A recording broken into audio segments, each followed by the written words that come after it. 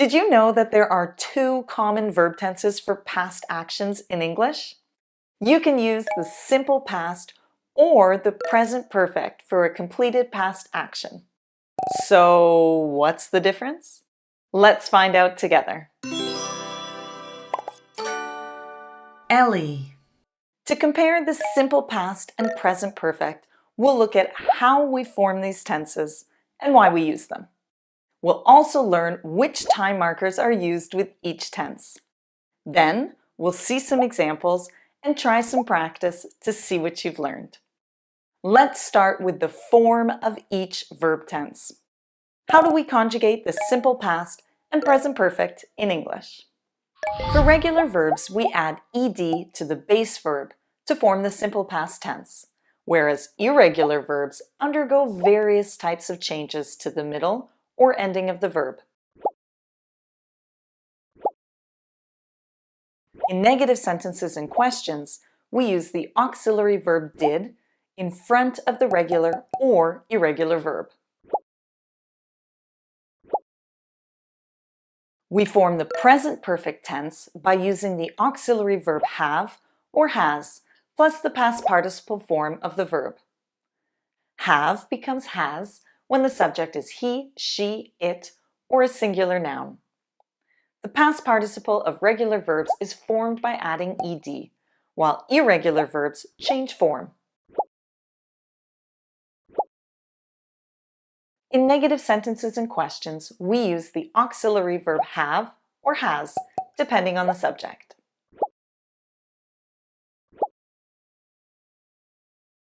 Now let's talk about the function of these tenses. Here's where it gets a bit tricky. When do we use the simple past and when do we use the present perfect? Both the simple past and the present perfect are used for a completed past action. The difference is that we know when the simple past action took place, but we don't know when the present perfect action took place. Let's compare these examples. He went to school yesterday. We know when he went to school. It was yesterday. She has been to Brazil.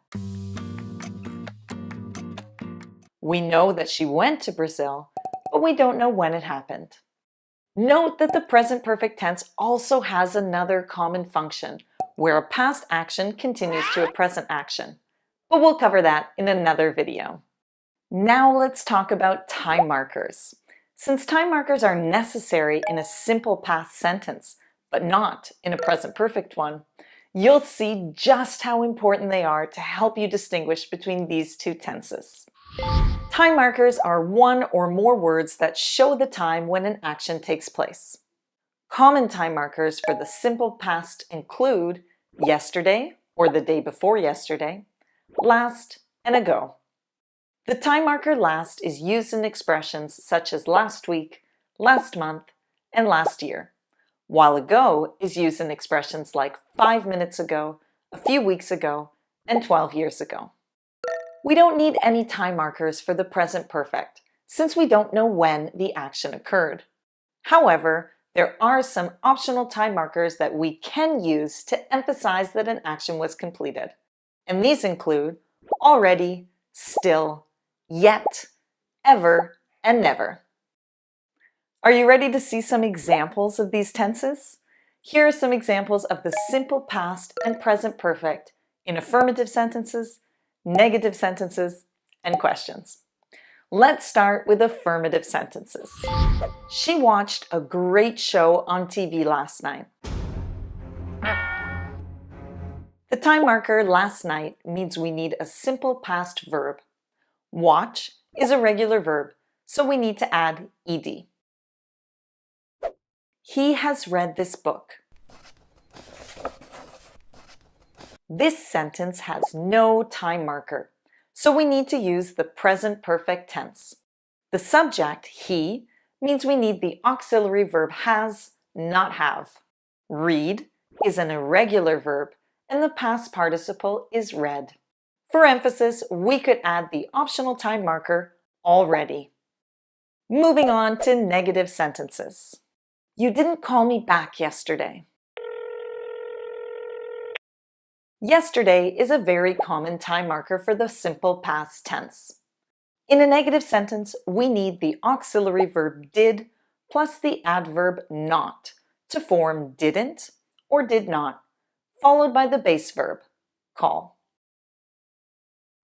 Our house hasn't sold. The subject house is a singular noun, so we need hasn't or has not, plus the past participle of sell, which is sold. For emphasis, we could add the optional time marker still or yet. Finally, let's look at some questions. I've heard a lot of barking next door. Did the neighbors get a new dog a few days ago? The time marker a few days ago means we need a simple past verb. We form simple past questions with the auxiliary verb did and a base verb. Have you been to this restaurant? There's no time marker here, which means we need a present perfect verb. We use the auxiliary verb have when the subject is you.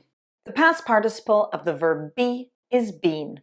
For emphasis, we could add the optional time marker ever or yet.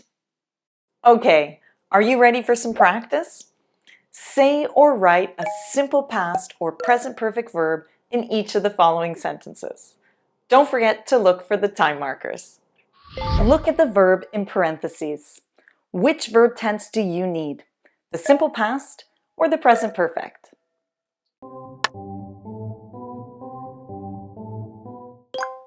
The answer is he didn't or did not play baseball last weekend. There is a specific past time mentioned in this sentence, so we need a simple past verb. Did you remember to use the auxiliary verb did in a negative past sentence? Let's try the next one.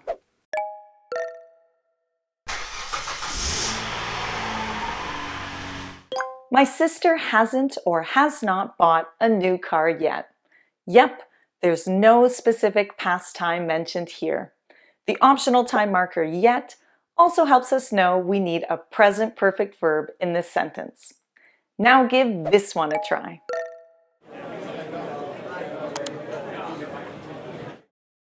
Did you get it right? 50 students have registered for this class. We don't know when they registered, so the present perfect tense is correct. Let's try another one. Here's the answer. Have you ever traveled to South America? There's no specific time mentioned here. It could be at any time in your life. The optional time marker ever also helps us know we need the present perfect tense. Okay, last one.